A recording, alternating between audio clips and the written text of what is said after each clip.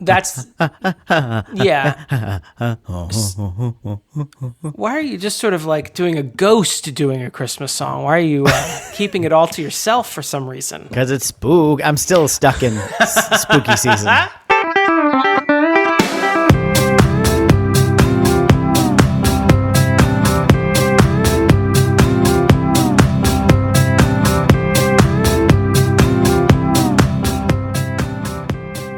What are you talking about? We're recording this the day before it releases on December 14th. Damon, I'm all bundled up. I've got a scarf on. Thanks for coming to my birthday party yesterday, by the way. Got oh yeah, it was a great fun time. We played a lot of Twister. Yeah, we played a lot of Twister and cornhole. You had in the snow. You had that spiked hot chocolate.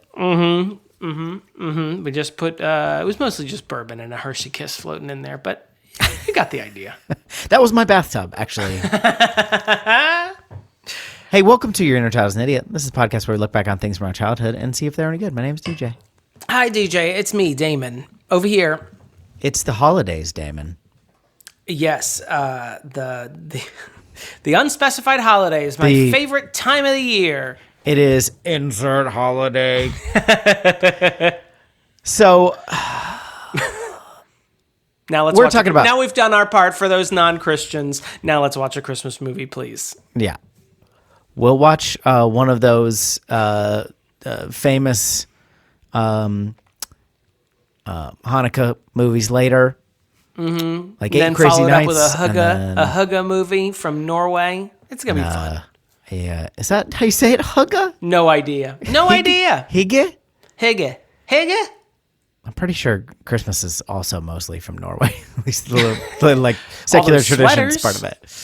And all those reindeer. You see the former tradition of Saturnalia, which was a winter solstice. Anyway, we're gonna watch National Lampoon's Christmas Vacation.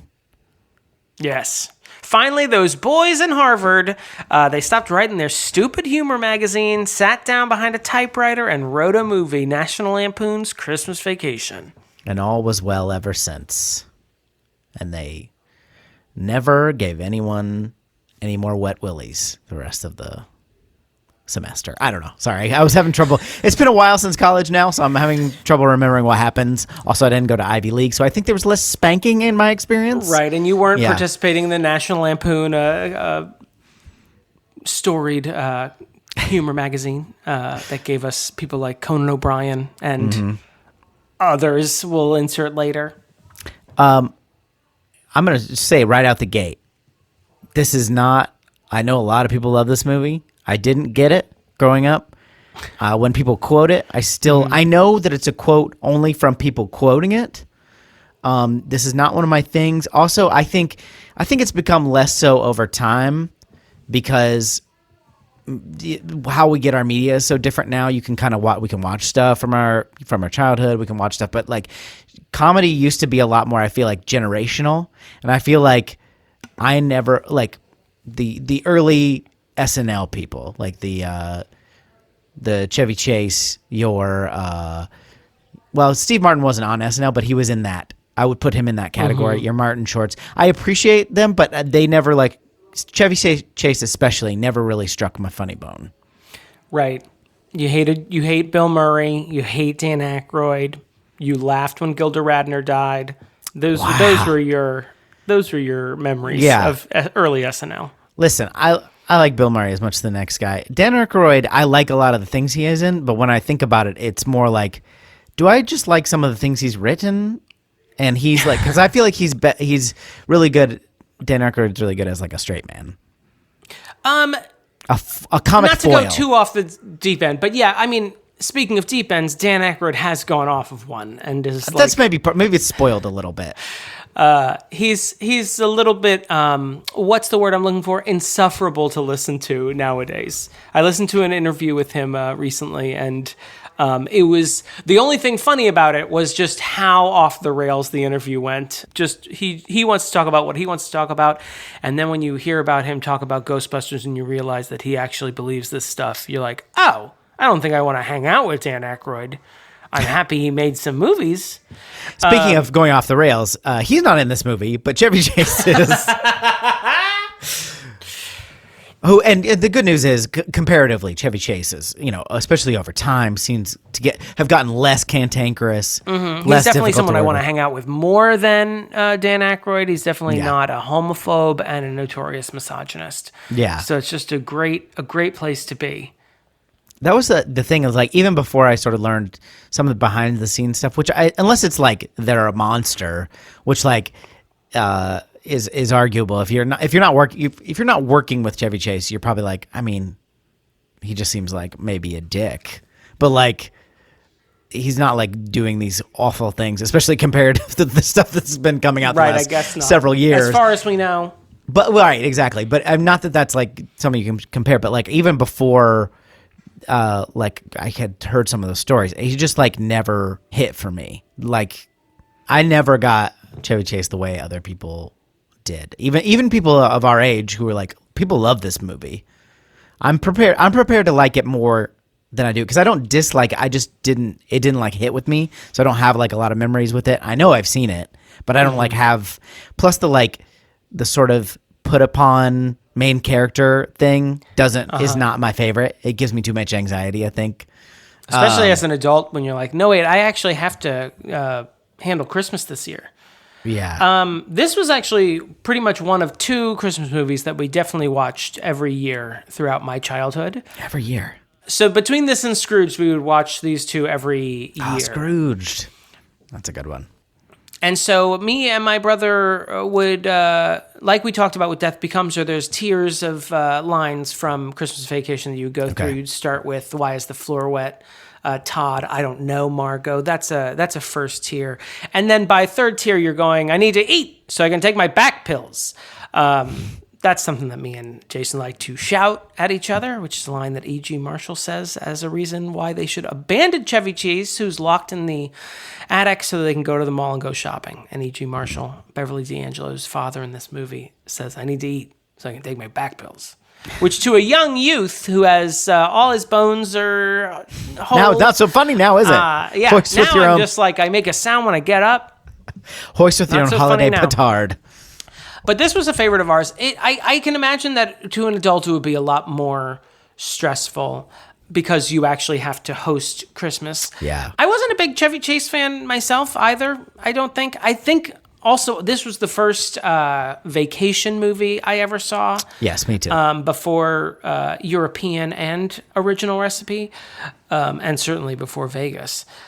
One of the things I like about this movie now, having seen those other ones, is that it's the first time you actually get to see the Griswolds at home for an extended period of time. Mm-hmm. They're not going somewhere. They're people being foisted upon them, which is kind of charming because I think maybe it doesn't put Chevy Chase in a different situation, but it makes him sort of deflecting from other crazies he's encountering rather than sort of.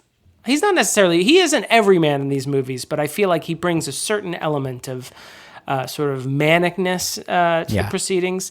And I feel like it's a little bit more grounded in this movie than it is in the previous vacation movies. But maybe I'm misremembering because I remember this one more favorably. While still delivering that legendary physical comedy that he's just for. So tall.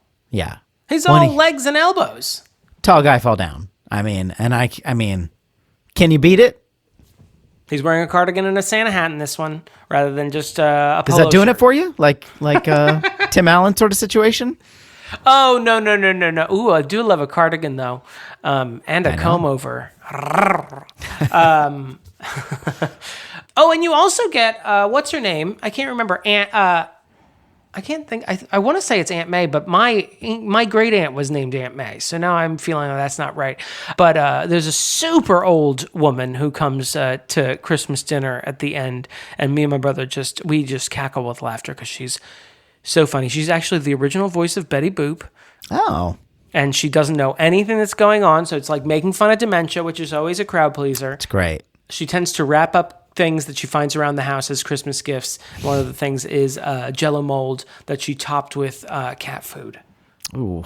It's disgusting. She's very charming, and at some point someone asks her to say grace, and she says, Grace? She died 5 years ago. It's very funny to me and my brother to scream that when mom and dad want us to say grace, when they still thought there was a chance we might say grace. They've since given at up. a holiday dinner. Now they're like, you know what, we're just going to skip that. Well, my dad now, he's in charge of grace at holiday dinners, and my dad takes Shatner-esque pauses during grace to the point that it just starts to become a giggle fest because it's just so uncomfortable. And what he likes to do is he likes to take a standard prayer, and then about 3/4 of the way through it, when you're like, we're almost there. Home stretch. We're almost to the amen. Then he just likes to start riffing, just to scatting some, good prayer in there. A good blessing has an improv section for sure. It's usually like, oh, Heavenly Father, thank you for this bountiful feast that you've laid before us. And then immediately just starts riffing. And then thank you for the gift. Thank you for, hold on, let me do it as him. Thank you for the gift of your son in Bethlehem. In Bethlehem. Who became a light to mankind. And at this point, me and my brother both have like left eyes open, just staring across at each other.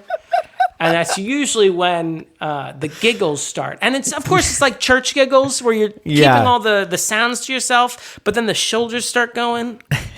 And that's when Mother, with her eye of Sauron, that's when her eye comes open, the left eye, and starts just scanning the room, panopticon, trying to hunt down what's so funny.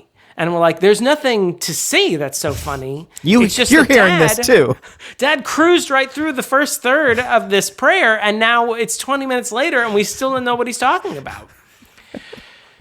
It's just a great time. Great time was had by all. And then when he gets to that amen, we're all like thankful that it's over. That's why he does it. He's building tension. He's a masterful prayer giver. It's called stagecraft, and I think it's lost a lot in modern prayers. I honestly don't have anything else to say. We got, who else is in this? Randy Quaid. Randy Quaid is in it. Doris Roberts, who later became famous for Everybody Loves Raymond. Beverly D'Angelo. Juliette Lewis. Big Bang Theory's in it. Which one's Big Bang Theory? I want to say Lipnicki, but that's not right. Jonathan Galecki? David Galecki? Russ? No, I'm naming his characters from both Roseanne and this movie. Jonathan Galecki, is that correct? Yeah. Or just John? Julia Louis-Dreyfus is in this. What is she in this? Yeah, deal with that. She is the yuppie. She is the yuppie wife who lives next door to the Griswolds. Also, Diane Ladd is in this. No, wait. I might be confusing my lads. Hold on. Cheryl Ladd? It might be Cheryl Ladd. Hold on. There's a lot of lads. There's a lot of lads. Lad, come here. Diane Ladd is in this. So we're going to watch National Lampoon's Christmas Vacation. Watch along with us. We'll be right back.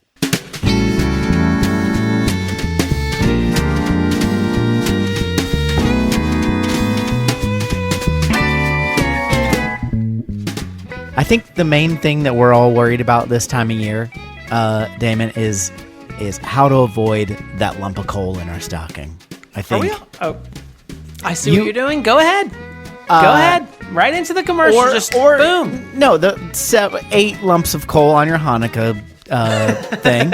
As I understand it, that's what the Maccabees were fighting against. I also called the menorah a Hanukkah thing. So just really going, it's going super well. Great. Would you like to run a crusade maybe through the Holy Land while you're at it? The best way to avoid any of those bad things, though, is to support your local podcast at patreon.com/yourinnerchildisanidiot or yourinnerchildisanidiot.com. For if Your Inner Child is an Idiot is not long enough for you, you want to add patreon.com/. If you're not getting enough finger exercises in, the Chinese finger trap your uncle got you and it fell apart, just type in more domain name bits. Just keep adding backslashes until you fall asleep. You could become a patron of the show. Give a little gift to someone else. Buy them a patron subscription. I don't know if you can do that, but let's assume you can. Have we got an HTML form for that, or you could right? Is there a tax write-off on that? You could become a patron and then put their name as your nickname. You can definitely do that. Oh, a clever little scheme. I'm not sure if that would really pay off the way you think it would, but it also raises a bunch of ethical questions. Like, is Captain Jean-Luc Picard really a patron of the show, or is it an imposter? We watched National Lampoon's Christmas Vacation. Every time I turn around, we're in a new segment. What do you want to happen? What do you think is going to happen? Usually we're futzing around like a bunch of jackasses, but now you're Mr. Capitalism. I started 15 minutes ago. You weren't here. You were making coffee for yourself. Fair enough. That's true. Like you an probably already covered the recap person at 8 p.m. No, I saved that for you. I saved the recap for you. Please recap this movie. Hold on, let me have a little sip. Just little sip of my Joe. Just cool off your hot cocoa there. Yeah. I'll have you know that we've been making hot cocoa with oat milk, mostly because a group of my friends who play a game called Dungeons and Dragons. We got together. Doy, yeah. And there's someone among us who I believe is intolerant to the lactose, and so we had oat milk. In this day and age, I was like, oat milk, GTFO, and then I tried it, and it was delicious in a hot cocoa. Actually, I'm not a big fan of oat milk in usual applications. For example, in my Crispix in the morning, because it takes on a color that is. What's the word? Not gray. Appetizing? Gray? No, it's unfortunately not gray. It's like earth tones. It's like an Arizona skyline. Taupe. But a hot cocoa, I actually would think, is probably a really good use for oat milk because there's a bunch of fermented cacao bean paste in it that covers up the oatiness of the milk, and you don't notice that it's kind of a beige khaki color when you're pouring it on your cocoa puffs. Not to keep talking about this, but I don't mind the milk substitutes as long as I'm not expecting cow's milk. You know what I mean? Like if you take a big gulp or pour it on your cereal, and then it's like it's like if you were expecting anything other than water and you drink. You know what I mean? If you're expecting water and you drink anything other than water, it's the same kind of thing. We're just or when you think your luggage is full and it's an actual empty suitcase, you like punch yourself in the face. Is it that sort of? It's the tongue equivalent of that. That's the sort of like physical comedy that you might expect in Christmas Vacation, which is the movie we watched. The Damon is going to recap for you now. I'm making the synergy symbol because that's how good. Oh, I thought you were doing like building a church with your fingers. Here's the church. Here's the steeple. Here's Damon's recap.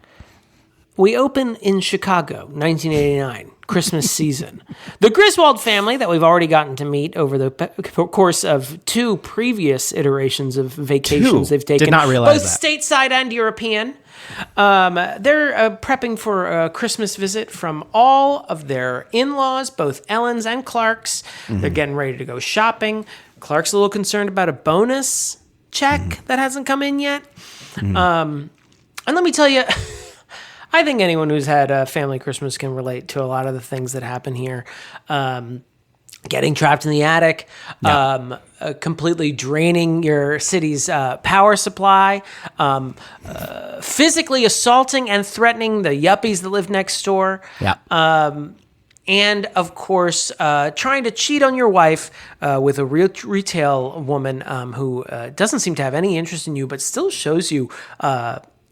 her upper haunch in a fashion that made me very uncomfortable. Yeah, got a good glimpse of the haunch. good haunch action on that frontal haunch too. Supra model, model de Supra.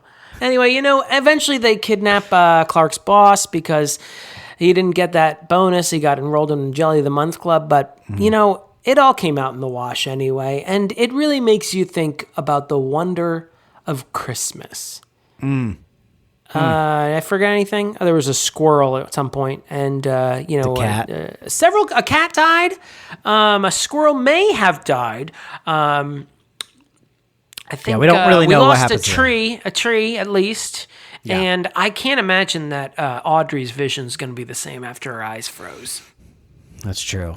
That was Sad. at least traumatic, if not physically damaging. She also had to sleep with her brother, so... Yeah.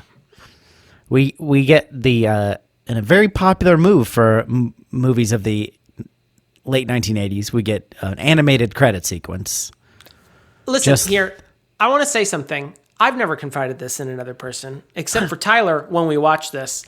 I am a fucking sucker for an animated opening. Give me City Slickers. Give me City Slickers too. Give me Roger Rabbit, technically animated, but the whole movie was. I love it. I don't know why Troop Beverly Hills. Troop Honey, Beverly I Shrunk Hills. the Kids. Troop Beverly Hills was a good one. Wait, what was the... Honey, I Shrunk the Kids. 2 movies we've covered on this podcast. Oh my God, I love an animated opening. Do you not like an animated opening? Here's my problem with animated opening, and it tracks from when I was a kid, and that was my problem with an animated opening then, is that it makes me want to continue to watch the animation and not the actual movie to come. And this is pretty cute animation. I like that Santa is in crack. the animated thing. He does have a little butt crack, but I like that his boots are really small. So he's like this big sort of ball-shaped Santa, and then he's got these tiny little boots poking out of the bottom of his little jacket. It's very cute. We also can't even get past the opening without talking about the jam. The song, oh yeah, what is it? song. Maxine Waters? Not Maxine Waters. Maxine Waters. Reclaiming my time. Weird song to open with, but whatever. Go with it. Waters Christmas on lead Vacation. vocals. Who is it? It's Mavis Staples. Mavis Staples. I knew it was a plural noun as the surname. Right. And an M. I feel like I was 56% of the way there. I like Maxine Waters, Mavis Staples. I think anyone could have made that mistake. I think we've said this before. I love a name that's just a sentence. It's a good, efficient sentence. Yes, she does. Thank you, Mavis. Thank you. I had all these loose papers, and then you came along and you did what you were named for. The first moment I laughed in this movie was when they're in the first scene. They're driving to go get a Christmas tree, and Chevy Chase is full out singing operatic. So you literally laughed at the first line of this movie. Oh, well, come let us. That? Yeah. I don't listen. That's gonna sound like I'm in for a thrill ride, and I was kind of hoping I was. We're at 1,000%. Laugh a minute, yeah. It goes down from there. I don't want to spoil anything, but it goes down from there. It could only go down, honestly. You're laughing at 100% of the jokes so far. How would you describe Clark Griswold's character? Like, what is...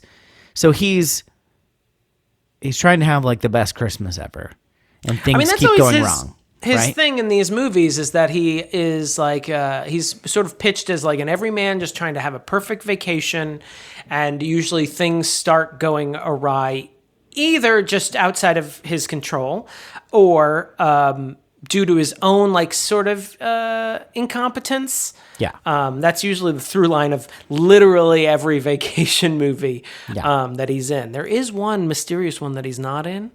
Christmas Vacation 2, Eddie's Island Christmas or something. Straight to video, surprisingly. But I mean, he's sort of like portrayed as like a sort of lovable idiot who wants the best for his family, but also seems to quietly hate his family as well. Yeah, I guess that's my what I'm getting at here is he from the very beginning seems deranged and like overbearing. While he also gets, more and more deranged as the movie goes on, as he's driven mad by his, like, as you said, as his own, like, incompetence, plus the stress of having his family around him until he eventually just blows up. There's a lot about this. I mean, I agree with you, everything you've said about Clark. And I mean, he is the main character of this movie, and he is the driver of this movie.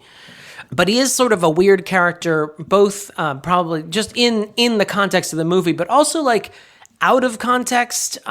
Just think about him like in 2021 versus 1989. He's a very weird character in a way that I didn't necessarily hate. I just don't know if I enjoyed it in the way that the movie producers wanted me to enjoy it. He is sort of frantic. There is that weird juxtaposition where he is the one who wants all the family to come down. There's that bedroom scene early on where he and Ellen are in bed, and she's like, my mom called today and she said she's going to come down too. And he's like, great. And he wants everyone there. And then the minute he arrives, or the minute they arrive, he only then starts working on this Christmas lights project. Right. Probably the most iconic image of this movie is this fucking house lit up like nobody's business, like the surface of the fucking sun. And he immediately starts abandoning his family. I mean, even Beverly D'Angelo says, are you out here trying to fix the lights or are you just avoiding your family? So there is this weird trait of his where he has come up with this plan and then immediately extricates himself from it, which I didn't find entirely unrealistic. That also seems like a very Damon move. Of I'm gonna have everyone over. I'm gonna have everyone over, and then the minute everyone's over, I'm like, this is really stressing me out, and I wish everyone would leave and stop eating all my cheese that I laid out for you. I think, that's a good point. I do think there's some realistic notes of it, because it's like, you don't necessarily actually want something. You want to want something. You want to be a good host. Right. He wants the perfect Christmas, but then he realizes that every component of his perfect Christmas, all his family are either assholes or idiots. Right. And drive him nuts. Chevy Chase seems great. Tyler was looking up articles about Chevy Chase, and one of the articles was titled, Chevy Chase is sober and ready to work, but the problem is no one wants to work with him. Aw. It is a little sad. How dare you people. Because I will say this about Chevy Chase. There's a lot about his character that is problematic today, and still probably problematic then, but there is something... I know he does a lot of mugging, and I think there are a lot of vestiges of an older style of comedy that doesn't fly the same way it does today. But he is really good at falling the fuck on his face a lot. And I think it's also part of that adage of, a man falling down is funny, but a man in a suit falling down is funnier. He seems kind of put together. He seems like he looks like an average, middle class, arrogant air to him too, white guy. Yeah. And so it's kind of funny to see him fall, or he does this thing. He does it twice, but there's a scene where he's putting up the lights initially, and at first his ladder collapses on itself because he didn't lock it properly. So he lands right back at the bottom again. It's a little scary. You can almost imagine going through it where it would be scary. And he's just sort of at the foot of the ladder, and he looks to see if anyone saw him. And then he just looks up at the top of the ladder and just goes, and just nods sagely to himself as if he was just testing something, just in case anyone saw him make an ass out of himself. But he also, at some point, somehow gets on the underside of the ladder as it's leaned up against the house. And he does this thing where he's trying to position his arm in a way to swing himself back onto the proper side. And he does a thing that kind of reminds me of myself, where he just sort of panics and just keeps switching his hand motion over and over without even testing. He just keeps switching his hand back and forth in an anxious way, while also keeping the panic is very present on his face, but he also is keeping it bottled up in a way that also seems very believable. I mean, there is a lot of mugging on his face, but there's something about him that I find very charming, the way he uses his face. I think the first... And body. Because there's a lot of of that, and then the tree falling over. Looks great. A little full. A lot of sap. And then they're in bed right after that, and he keeps getting pieces of the magazine stuck to his hands, and just kind of gently wipes them on Beverly D'Angelo, basically. She's kind of helping him, just... And then he gets his hand caught in her hair, and she doesn't care because she's listing family events that he's ruined over the course of their marriage. And then he gets his hand caught on the lamp. I remember as a kid, because the movie doesn't necessarily make that explicit, and I think the more that artificial trees are more common, it's a more and more lost joke. But I remember as a kid, my brother had to explain what was going on there. He's the sap has gotten on his hands and he can't get it off. I'm not sure I got that as a kid, but I definitely thought it was one of the funniest moments for me. Also, something really funny that I definitely never caught in previous rides was all the job stuff. So he works for a company like making. He makes his big project was a non-nutritive cereal varnish. He just has like the worst job. He just has a completely like white collar, meaningless job with like food additives. And just that phrase that they keep saying, non-nutritive cereal varnish, I found very funny, and I never remotely got that before. No, it was actually kind of, as an adult, I think that scene hits you different. It just hits different, as the kids would say. Because... This scene fucks. That's what the kids say. Yeah, he has a whole spiel when he's talking to his coworker of just the project he's been working on, and it's just borderline nonsense. You can just barely follow like what he's talking about. And it just reminds you like, oh, what a shitty job. There is part of me, though, that like he seems pretty high up because he's like upper maybe middle not directly. management. He's upper middle management. He's not directly working with the CEO, but the CEO is vaguely aware of him. Vaguely being the operative word, as a running joke throughout the movie is that his boss doesn't remember his name. He keeps calling him Greaseball at some point. Thanks a lot, Greaseball. I did like when, so in that same scene, like the boss comes through, Brian Doyle Murray, and then he leaves and he's got his like phalanx of like other suits. the C-suite of people behind him. And then he's like, I wrote it Merry down. Christmas. Merry Christmas. Merry Christmas. Merry Christmas. Kiss my ass. Kiss his ass. Happy Hanukkah. That was pretty good. The whole impetus for him getting upset was he thinks he's gotten this bonus every year and he's expecting a bonus or a little bit more than usual. And he's already, especially because his boss is very, seems to be very pleased with this non-nutritive cereal varnish. Yeah. He asked for like a special presentation so that he can something. And the thing we're supposed to really sympathize with him, I guess, about is that he put a deposit down on this pool and he's basically banking on this bonus or he's going to be ruined by this deposit, I guess. He doesn't have the money to back up the check he cut. He mentions at the end. I'm very curious, like, what the fuck is this bonus? Yeah. Because, I've gotten bonuses at my job. They're always appreciated, in case anyone's listening. He doesn't even want his bonus. I don't even want it. I don't think they would ever take me to the place where I cannot afford a pool to I can now afford a pool. Like that seems like a very big jump. I mean, there's a whole level of bonuses, that you and I will never have any idea about, probably. Absolutely. Only Bernie Sanders will tell us about them. For us, a bonus does not bump you up a tax bracket. Right.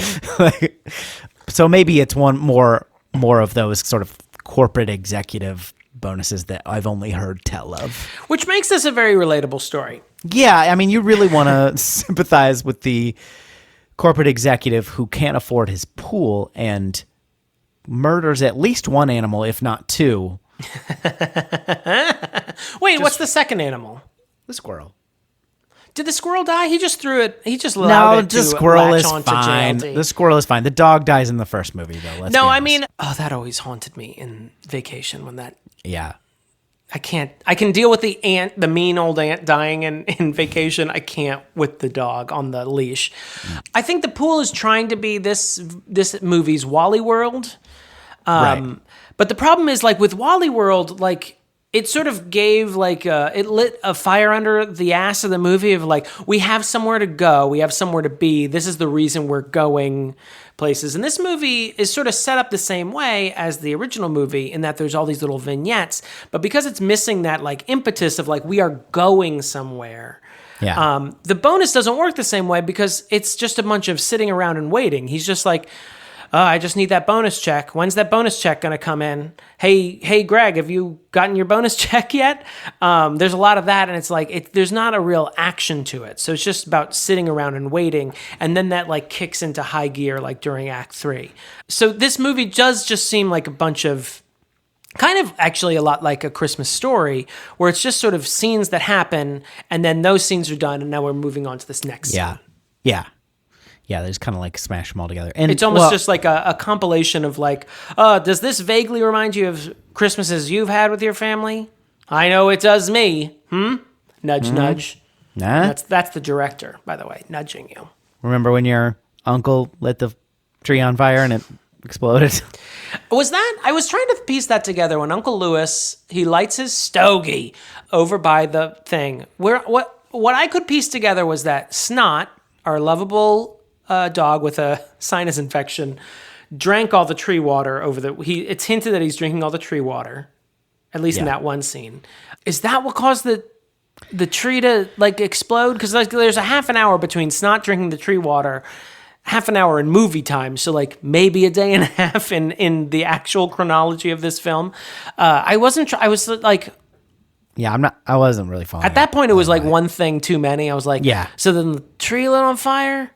Well, and it's like the third or fourth like explosion that happens in this movie. So it's kind of like, it's right after the cat blew up. The cat got electrocuted. Yeah. One thing to remember that is really important early in this movie is that this woman at the in the department store has boobs.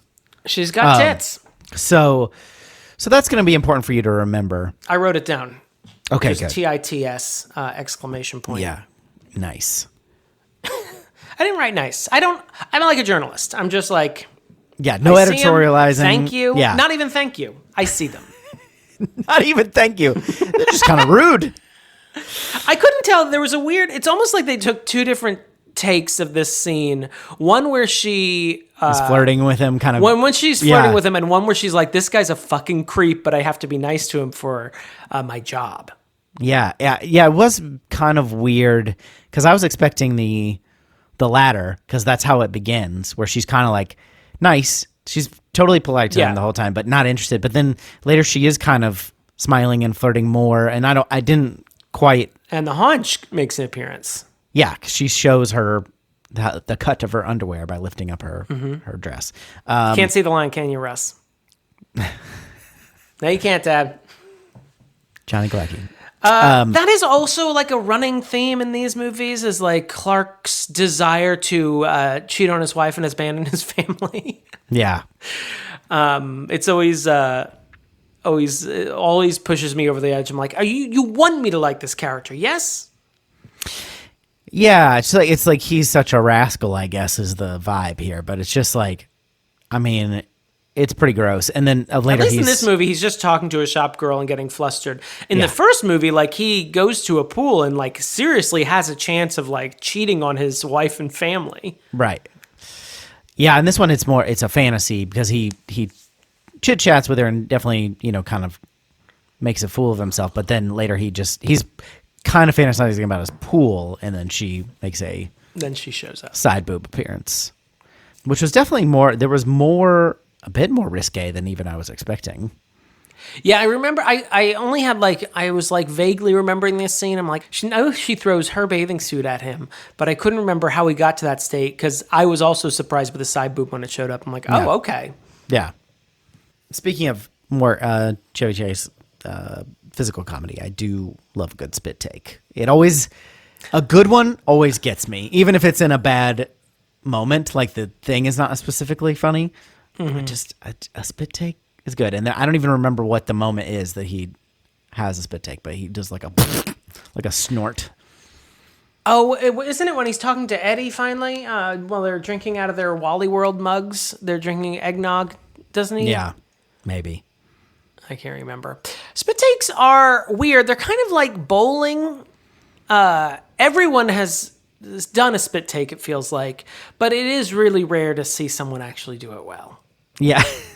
We used to, when we'd have hours-long band practice on Saturdays at my house, we would play music for a while, and then we'd take these very long breaks where we would eat taquitos from the freezer and just watch TV or goof around or whatever. I had a vision suddenly of these teenagers just practicing spit takes. We did. We would sit. There was at least one session we would sit around and we would just have our little root beers or whatever. And this sounded like we were like 5. We were teenagers, so whatever we were drinking, and we just kept trying to make each other spit take. And it was a lot of fun. Wait, were you practicing like a stage spit take, or were you actually trying to get someone to accidentally spit out their Well, it wasn't drink? on accident. We knew it was coming. So everyone would take a turn, drinking something, and we'd try to say something. And, we were trying to do a spit take. So it was kind of theater as well, But, it's hard to do a good one. No, it is. On purpose, Is there a naturally occurring spit take?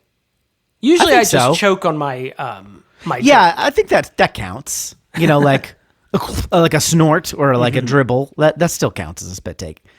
I think it's just it's rare to see a well executed one, and I think this was a well executed one. That's all I want to say. We've all gone swimming, but we're not all Michael Phelps. Exactly. It's exactly that. Do you want to talk about Cousin Eddie? I do want to talk about Cousin Eddie because I was kind of not languishing. I was like chuckling at some parts. Some parts made me laugh out loud, but I was kind of like, I was getting into that itchy phase in the middle of the movie where I'm like, okay, so what are we all doing here? And then Cousin Eddie arrived. I'm really torn on Cousin Eddie because he is sort of a classist like joke. Like the running joke is that he's poor.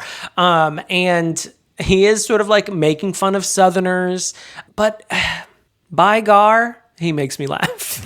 I think he's just enough of a combination of like making fun of poor people, making fun of like Southerners, and just like, wait, what's wrong with you?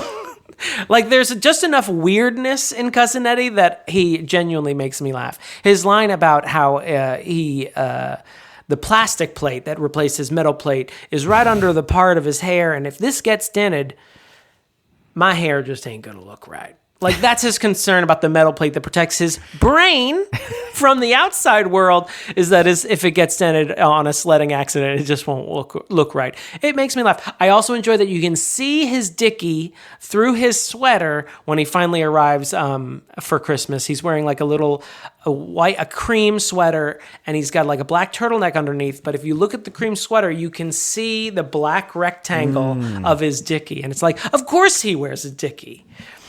How did you feel about? You're looking at me like a slightly disappointed mother. So, what did you feel about Cousin Eddie?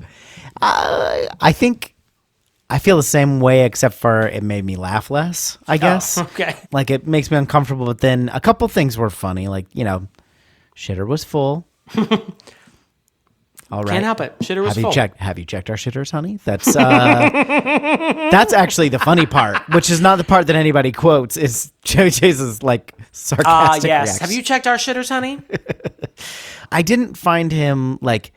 Obviously, he's meant to be kind of annoying and overbearing, and obviously insane. He kidnaps the boss, which absolutely, he's a dangerous man who needs to be incarcerated, or at least given the help he so desperately needs.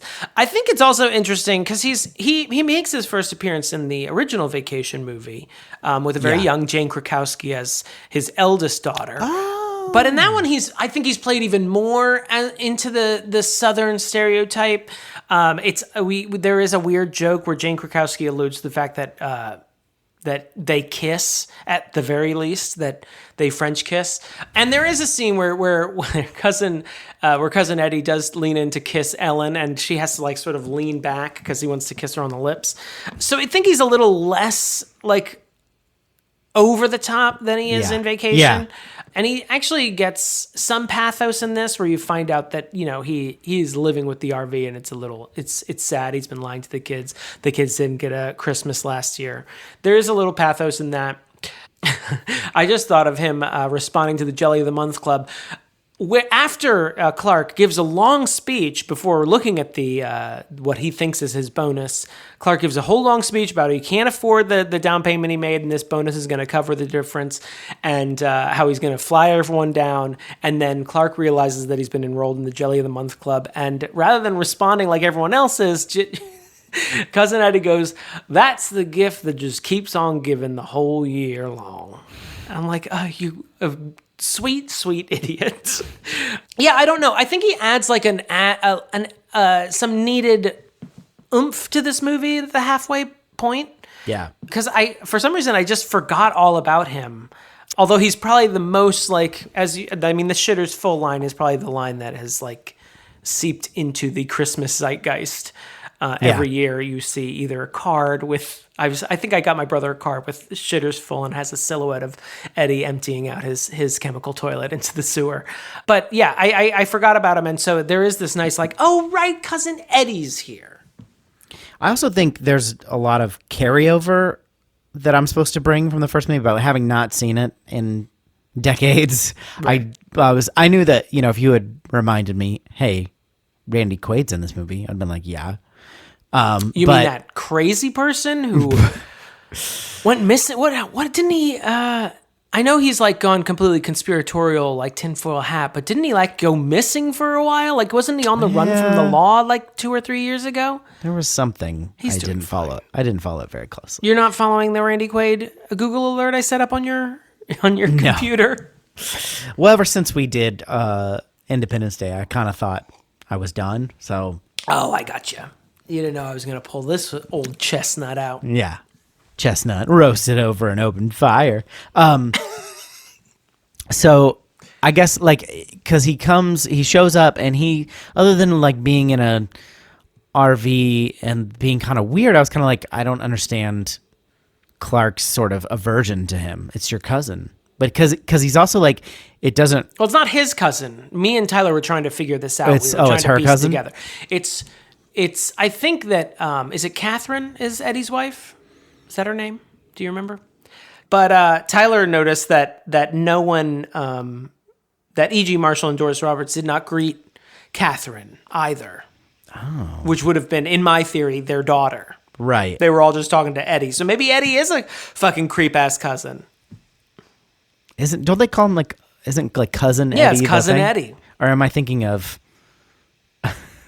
something else? You're thinking of Cousin It from the Addams Family. Cousin It, that's what it is. No, they do call him Cousin Eddie. Even the sequel, the direct-to-video sequel, was Cousin Eddie's Island Holiday or whatever the fuck. I will say one of the lines that always stuck out to me, and it's not as clever as I want it to be, but it still makes me laugh. When Eddie shows up, he says, "You surprised, Clark?" And Clark says, "Surprised? If I woke up tomorrow with my head sewn to the carpet, I wouldn't be more surprised than I am right now." It always makes me laugh. How would someone's head get sewn to the carpet? I don't know, but it still makes me laugh. Bet you'd be surprised if it did. True. The other, I think, moment we have to kind of give a little kudos to Chevy Chase for is the long-winded berating of his boss that he does, like when he finds out. The happiest bunch of assholes this side of, I can't remember what he says, but it is a very fun speech. Then he, at the end, says, "Holy shit, where's the Tylenol?" Which is, I feel like that's a thing someone in my family said, and I never got it until this moment. I was like, oh, that's from this. Oh, that's the thing. He was quoting the thing from the stuff. First off, I want to say Doris Roberts, I love a woman who starts the day wearing a hat. She comes out of her bedroom when Clark's in the attic, already in a fur hat, which I enjoy. I want to talk about Todd and Margot. Who the hell are Todd and Margot? Julia Louis-Dreyfus and Christopher Guest's the yuppie brother, neighbors. Nicholas Guest. When do they name them? I guess why is the carpet all wet, Todd? Okay. I don't know, Margot. That's when they get named. It's classic exposition, DJ. It's screenwriting 101. You're right. There is this weird misogyny that comes out that's aimed at Julia Louis-Dreyfus, which as a Julia Louis-Dreyfus stan, I will not tolerate, for one thing. She gets this weird, creepy line. Well, she doesn't get the line, but Clark Griswold gets the line when he's trimming the tree at the beginning, the second scene. Todd asks, "Where are you going to put a tree like that?" And Clark says, "Bend over and I'll show you." And he says, "You got a lot of nerve talking to me." And he says, "I wasn't talking to you." And I was like, "So you're going to shove a Christmas tree up the person who hasn't even said anything to you yet's ass or genitals? What are you talking about?" Yeah. It was very and I feel like she gets the brunt of the sort of yuppie abuse throughout this movie. Not entirely. Todd gets decked at one point by her and falls down the stairs with a tray of sushi or whatever yuppie nonsense they were eating. But she's the one who gets mauled by a dog and attacked by a squirrel. And also traumatized by the police who break into her house at the end of the movie. It seemed like it left a bad feeling in my mouth. Well, and this, I mean, it's classic for this kind of era type of movie too. Like, they seem like insufferable dickheads, but they're in the right. Absolutely. Like, there's no question in this entire movie. They're in the right in every single scenario. Like, their house has been destroyed not their entire house, but like various windows have been broken and various appliances have been destroyed by Clark's incompetence. Like, they're absolutely right to be angry with him. And I think it just doesn't play the same as it would have in 89 because yuppies aren't the nuisance they were. Maybe if these were, I don't know, hipsters or Gen Zers or whatever group of white people we're mad at right now. You ever think maybe we're the yuppies? Maybe I was like, I think their house is nice. Yeah. Look at all those clean lines and Miami colors. I've never seen that sconce before. What's that? Just sort of like a scoop that you attach to the wall. It's just it looks like a Devo hat that you just sort of cut in half and paste it upside down on your wall. It's really nice. It's smart decoration. I like it. Handsome. I'm gonna be honest with you. I felt bad for them in a way that I'd never before. The movie doesn't justify, like, outside of any context. If you don't know what a yuppie is, it doesn't really justify why they're to be hated as they are. I feel like it would have been. They're entirely new characters as well. Like they're new to this. I feel like it would have been not hard to do that though, too. Like set them up as like they do something to Clark. I want to hate them. Yeah. Like, don't get me wrong. I love hating people. They call the HOA on him or something. Sign me up. Yeah. They could have. I mean, I don't want this to go on any longer, but still, I would have liked to be explaining why we hate them. If there was like a brief reference to a property line dispute, anything, just give me anything give me to something. hang my hat on to watch their house be destroyed by this incompetent moron. Give me something to hang my sconce on. I also wanted to say, sort of along those lines of Cousin Eddie, it feels like the movie is like, well, Cousin Eddie's sort of worn out his welcome. Let's bring in, what's her name? Aunt Bethany and Uncle Lewis, who then sort of add a new oomph to the thing. They arrive for just Christmas Eve dinner. I do love Uncle Bethany, and I would give my life for her. Don't get me wrong. Don't throw me down, Clark.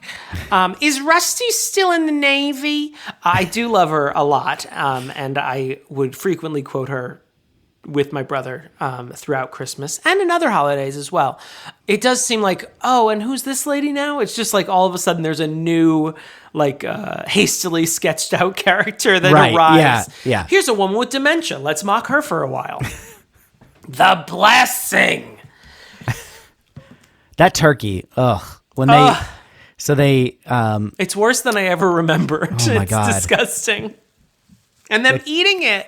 Cousin Catherine makes the turkey, and it's I guess it looks really nice, but as soon as they cut open it, like it's like Tales from the Crypt, like it pops open and it's got like it's just so completely dried out on the inside. It's gross. They should not eat that. Hold on, I think I have my one big thing, and then we can go to the verdict. Oh boy, here we go. Here we go. I wanted to say, and I sort of alluded to this at the beginning, which was Clark seems like a very toxic character. Yeah. And I think even more so now than he would have in 89. He has genuine anger management problems. Yes. He never wants to cede any ground. Like that's the first scene is like these guys tailgating him. Is that what you call that? Yes. But Good it's job. Also what you call when you're at a football game and just hanging out? Yes. So both things are tailgating. Yes. The English language, man. Yeah, it's wild, isn't it? They're tailgating him, and so rather than just doing what his wife says and slow down and let them pass, he turns it into this whole animosity thing. And that's a perfect encapsulation of Clark Griswold, immediately getting angry, putting his family in harm's way, just for the purpose of besting these two rednecks in a giant truck. Yeah. He's just completely toxic in every way. And I think the movie wants us to relate to him as an everyman, and now he just seems like a dangerous human.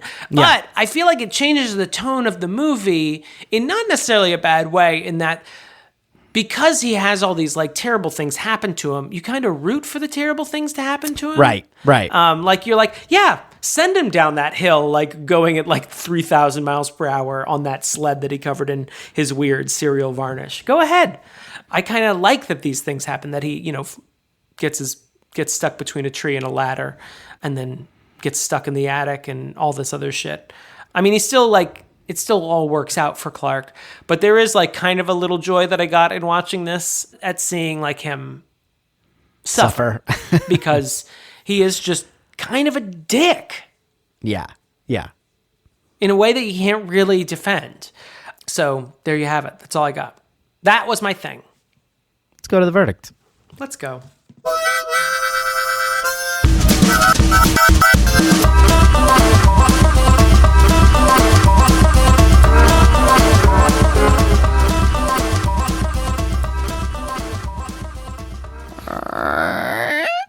That's Here opening we are, the door. verdict room. Here we are.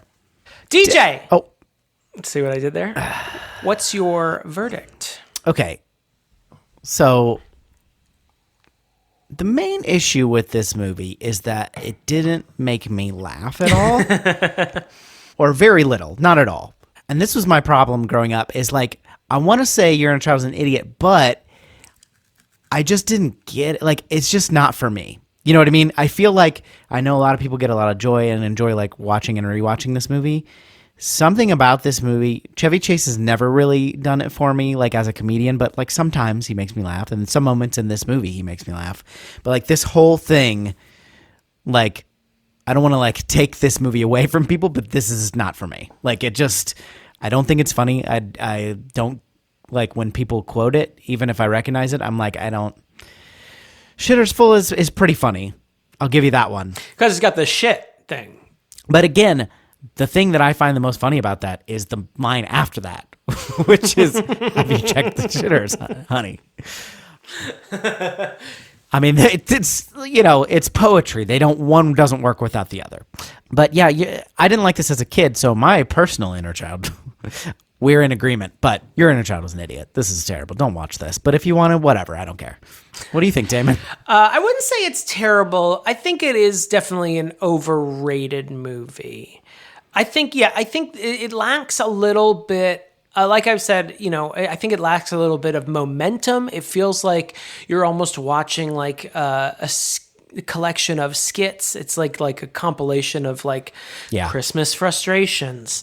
I don't think it hits the same as it would have in 1989. I think Clark Griswold is kind of not as enjoyable an everyman as the movie would have us believe. He kind of seems like a genuine asshole. And so him being annoyed at his family, I'm like, your family also has a right to be annoyed with you, sir. Yeah, right. They should be escaping and leaving to go decorate the house to get away from you. So there's that aspect. He also just seems like, a sexist prick. There's the element of the yuppie neighbors. I will say, I think I enjoyed it a little bit more than you. There are... And that's possibly a nostalgia thing where the lines that I enjoyed as a kid still make me laugh. It's not necessarily the most woke movie. Sure. We're making fun of people for being poor. We're making fun of old women for having dementia. So that stuff doesn't necessarily work the same way as it did. But I mean, there was enough in here that made me chuckle, and there were maybe 2 instances of me actually laughing out loud. But I will still say Your Inner Child is an idiot. It's not that great of a movie. Yeah. I feel like with a few tweaks, it could be improved if the family was like genuinely like annoying rather than just sort of mildly like, yeah, old people fall asleep watching parades sometimes. Yeah. Having Damn people them, in your house I guess. means that the 2 kids have to sleep together in the same bed. Guess that's crime. I don't know. Yeah, watching this again, I was like, yeah, I can see why I stopped watching this every Christmas about 15 years ago. Can we both agree? I would rather watch this 10 times consecutively than A Christmas Story. Oh, yeah. What are you, fucking crazy? Yeah. At least there was some. At least I laughed at some stuff.